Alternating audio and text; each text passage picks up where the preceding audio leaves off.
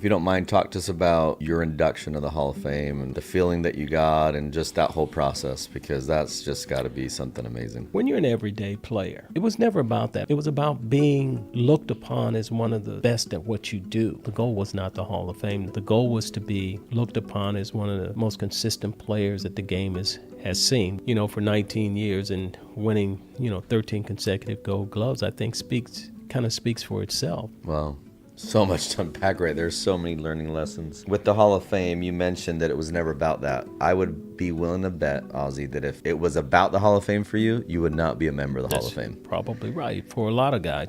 But some guys would probably say, "Yeah, I knew I was going to the Hall of Fame."